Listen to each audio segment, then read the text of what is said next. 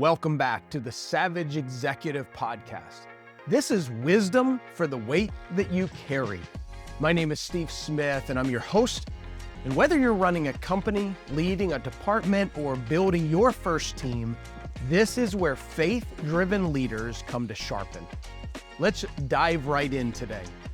How confident are you that you know exactly where the thing that you lead stands financially right now?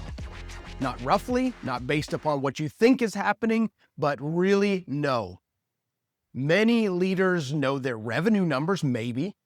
They know their bank balance today, but they're driving their operation through fog so thick that they can't see 30 days ahead. They can't tell you what's actually committed. They don't know what's outstanding or how old those receivables are. They don't know whether they're about to hit a cash crunch next month or 3 months out. Here's the thing that haunts me. Most leaders would never accept this level of blindness in any other part of the thing that they manage. They never say, I don't really know our quality metrics. They'd never say, I'm not sure about our retention numbers. But financials, they've accepted a fog, and that fog is costing them. I've asked this question to dozens of leaders, from CEOs to department managers to nonprofit directors. And the response is always the same. They pause, they look at their phone, they may pull up their bank balance like that's the answer. They feel the weight of it, that moment when they realize they don't actually know. And in that realization, something shifts. Because knowing you don't know is actually the first step of knowing. That's the fog. That's the cost of financial blindness. It's not just discomfort, it's real. It's decisions made on intuition when they should be made on facts. It's cash crunches that could have been avoided. It's leaders who are secretly anxious about whether they'll actually be able to make payroll. I want you to imagine a different scenario. Same leader, same responsibility. But this time, when somebody walks in and says, we need to talk about the budget, they don't panic. They pull up their dashboard. They can see the position. They can see what's coming. They can see where the pressure points are, and they can decide rather than react. You see, that's not luck. That's not magical accounting. That's clarity. And clarity is what separates savage executives from everyone else. Last week, we talked about recalibration, the mindset, the commitment to truth. Today, we're going to break through that fog with something that I call the 90-day financial clarity sprint. This isn't accounting. This isn't number crunching. This is visibility. And visibility is how you go from reacting to leading. Whether you oversee a $200,000 department budget or a $50 million enterprise, this framework scales to you. And by the end of today's episode, you're going to have a framework that you can run in the next 12 weeks to transform your financial relationship to whatever you lead. And by week 13, you'll be the leader who knows. The 90-day sprint has 3 phases, and each one builds on the last. This is exactly the framework that I've used working with organizations of all different sizes, from departments with tight budgets to companies doing millions of dollars. It works every time. I've refined it through dozens of implementations. It's battle-tested, and here's why it works. It respects both truth and action. The first phase is diagnosis. For the first 4 weeks, the single question that you're answering is simple. What's actually true about our finances? Not what you think is true, not what you hope is true, not what you're embarrassed about, but what is actually true. And to answer that, you're going to pull together 4 pieces of information. These aren't complicated, but they're specific and they're complete. First is your cash position. Not revenue, not accounts receivable, not projected income, but actual cash in the bank today. Right now, this second. And then projected for the next 30 days based upon what you know is coming. Again, not what you hope is coming. This means a conversation maybe with your accountant. Here's what we've invoiced that we expect to collect in the next 30 days. Here's what we're confident about. Here's what we're uncertain about. You get a real number, real, defensible. Second is accounts receivable aging. Who owes you money and how old is that debt? And I mean every penny. Anything under 30 days old is current. 30 to 60 days is aging. 60 to 90 days is concerning. Anything over 90 days, that's not cash waiting to come in. That's capital that you've extended. You need a spreadsheet, customer name, invoice date, the amount, the age. You're looking for patterns. Who's paying on time? Who's drifting? Is there a customer who's always paying late? These patterns matter because they directly affect your cash. 90-day-old receivables aren't cash. They're obligations that you're carrying while your business needs the money. The third thing that we're going to capture in the first 4 weeks is fixed commitments for the next 90 days. Payroll, rent, debt services, insurance, contracts that you've already committed to. These don't move. They're granite. You can't negotiate them away. You can't hope that they'll change because they're real. So pull your payroll records, pull your lease agreement, pull your loan documents, pull your vendor contracts. What have you promised? What's locked in? Get the actual numbers, not estimates, but actual. And then the fourth thing, consolidate all of it into one picture. Not spread across email, accounting software, and your CFO's head and your bookkeeper spreadsheets. One page, one dashboard of truth. This is critical because fragmentation is where confusion lives. By week 4, you've got what I call the cash reality report. One page, it shows your cash on hand today. It shows cash expected in the next 30 days broken down by confidence level. Committed versus projected. It shows cash going out in the next 30 days based upon commitments. And it shows your net position. That's it. But here's what that one page gives you. Truth. Real, defensible, actionable truth. For the first time in months, maybe years, you know where you stand. No more guessing, no more worrying, but actually knowing. Then it brings us to phase 2, design. Weeks 5 through 8, and now that you know what's true, you have to build the habits and structure to stay ahead of it. Truth is great, but without structure, you'll slip back into fog. First, build a rolling 13-week cash flow forecast. This isn't budgeting because budgeting is planning. Here's what we hope to do. But this is going to be different. This is visibility. It's real visibility.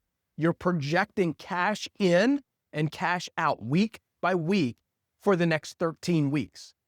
Week 1, what do you expect to collect? What do you expect to pay? Week 2, week 3, all the way to 13. Why 13 weeks? Because it's far enough to see patterns, seasonality, growth cycles, regular commitments, but not so far that your forecasts become fantasy. 13 weeks is the sweet spot. It's real enough to be accurate. It's long enough to be strategic. Here's what goes into the forecast. Every committed cash outflow, payroll, rent, debt service, insurance, vendor payments, loan repayments, everything that you've already promised. And every expected inflow, invoices that you've sent that you expect to collect, contracts that are about to deliver, revenue that you're confident about. And then you update it every week.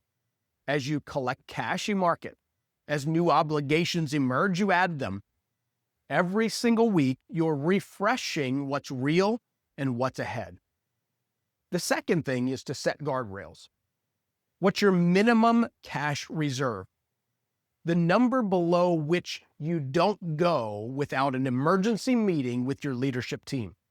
Maybe it's 3 months of operating expenses. Maybe it's 2 months. You figure that out based upon your own data, your risk tolerance, and your business model. Here's your critical guardrail. What's your hiring freeze trigger? If cash drops to this level, hiring stops. Not forever, but until cash recovers. What about discretionary spending? If cash drops below your comfort zone, marketing spend freezes. Travel freezes. Non-essential hiring freezes. You're protecting the core. These guardrails didn't come from gut feel, they came from your diagnosis phase. They're data informed, they're rational, and that's what makes them powerful. The third thing is building your dashboard. 1 page reviewed weekly, same format every time. Revenue versus plan, cash versus forecast. Maybe 3 or 4 key ratios that matter for your specific business. For a software company, it might be MRR and cash burn rate. For a services company, it might be utilization and DSO, days sales outstanding. The format never changes. Same template, same metrics, same time every week. Why? Because your brain learns, your leadership team learns. When the format is consistent, patterns jump out. When it changes every week, your brain's working too hard just to parse the format. The power isn't the numbers. The power is that your entire leadership team is looking at the same page every week and having the same conversation. You're aligned on what's true. You're aligned on what matters. You're moving together. Which brings us to phase 3, discipline. Weeks 9 through 12. You build 3 habits that lock in all of this forever. Because frameworks are great, but habits are what actually sustain change. So your first habit is weekly financial review. Same day, same time, same format. For most of the clients that I work with, that's Monday morning. 15 minutes. You're not making huge decisions in this meeting. You're not debating strategy. You're checking the pulse. Is cash tracking to forecast? Are receivables aging as expected? Is any guardrail triggered? You're sitting with your CFO or your bookkeeper or your financial advisor. You're looking at the 1-page dashboard. You're having a real conversation. This is tracking well. This is concerning. We should watch this. That's it. And here's what this discipline does. It forces truth into the room every single week. You don't get to avoid it. You don't get to hope things are better than they really are. You're looking at reality, and by looking at reality every week, you make better decisions throughout the week.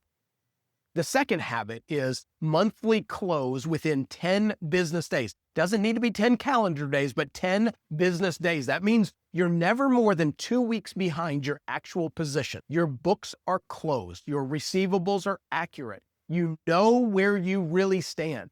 Most companies do a monthly close, but they do it 30 or 40 days later, sometimes even longer than that. And by then, you're so far behind reality that the data is almost useless for decision making. You're driving by looking at a rearview mirror. But if you close within 10 business days, you're current. You're making decisions based upon recent truth, not stale history. This means that your bookkeeper or accounting team needs to be moving fast. And you need to be checking in. Did we close? Did we close on time? This is a discipline that you're installing in your organization. Habit number 3, quarterly forecast updates. Every 90 days, you take what actually happened and you shine a light forward into the next quarter's forecast. You're not starting from scratch, you're learning. Here's what we projected. Here's what actually happened. What did we miss? Where were we overly optimistic? Where were we conservative? How do we adjust our forecast for the next 90 days based upon what we learned over the last 90 days? Over time, your forecasts get better and better. Never perfect, because the future is inherently uncertain, but better, more accurate, more useful. Financial clarity isn't a one-time event. It's a discipline. It's something that you do every week, every month, every quarter.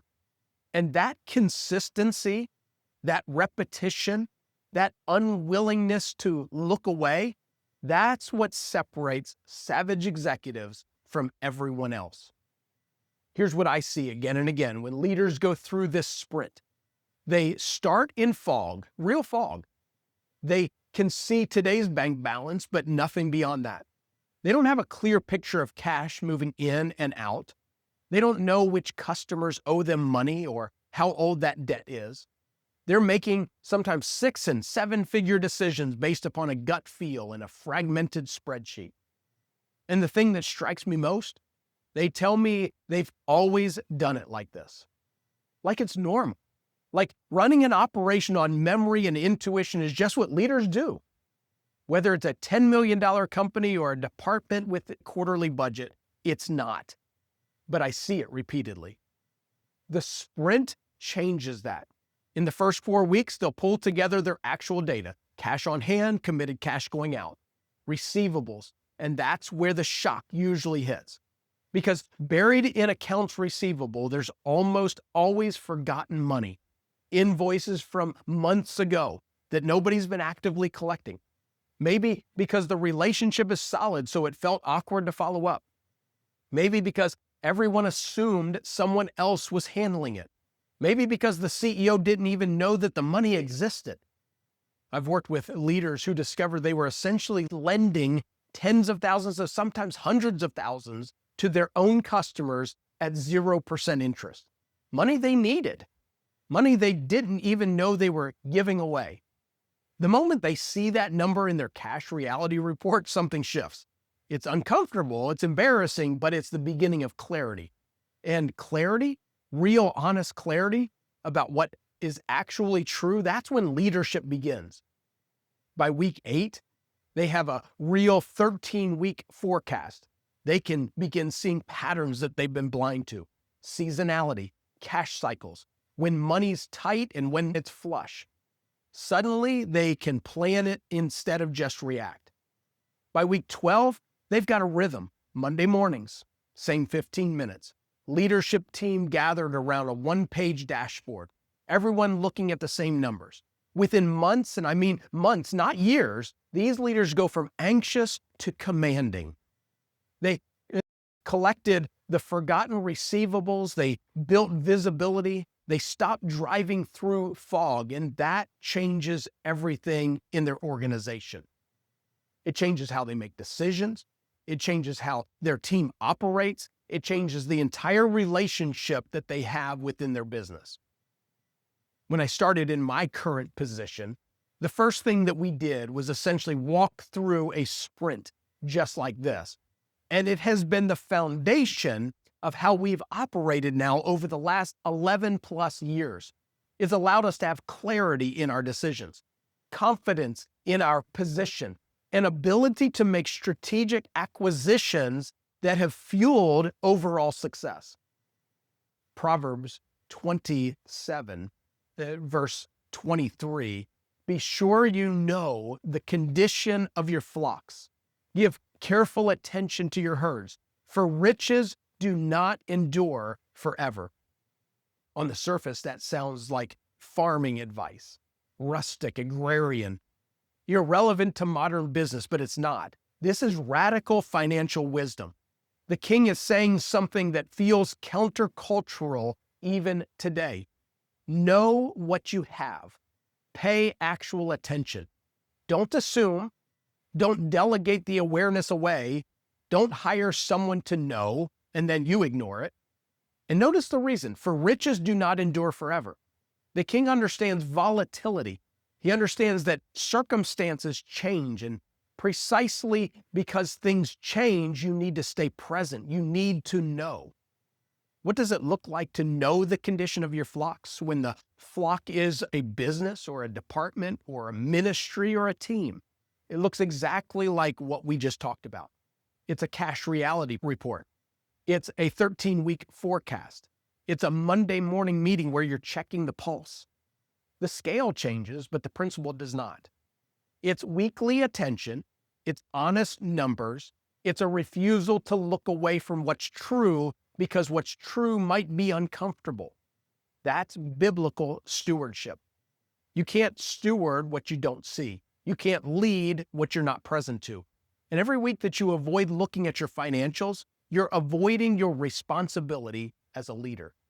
The king knew something that most modern leaders have forgotten.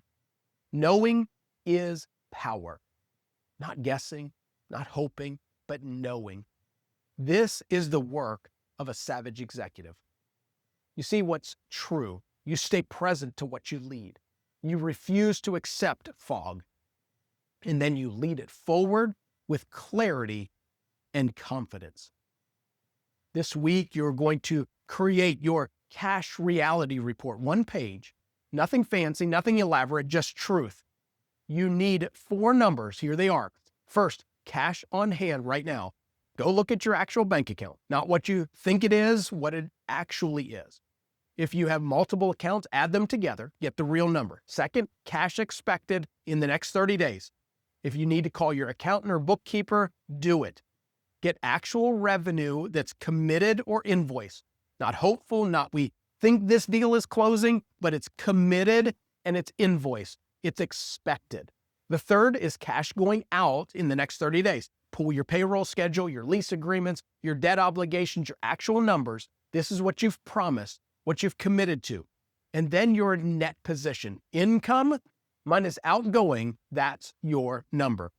If that number surprises you, well, good. That surprise is the beginning of clarity. That surprise is where leadership starts. You're looking at something you haven't looked at closely before. You're uncomfortable, and that's exactly right. You don't need anything elaborate, a Google sheet, an Excel spreadsheet, a piece of paper. Honestly, I don't care what format. What matters is that you see it, that you know it, that you've stopped looking away. This week, write these 4 numbers down, put them somewhere visible, and then Monday morning, sit with them. Just sit with them. Don't panic. Don't overreact. Just look. We've got a financial clarity checklist over at savageexecutive.com. It'll walk you through the cash reality report step by step, exactly what to do, where to get the numbers, how to format it. You can download it, you can use it, you can send it to your team, you can even bookmark it.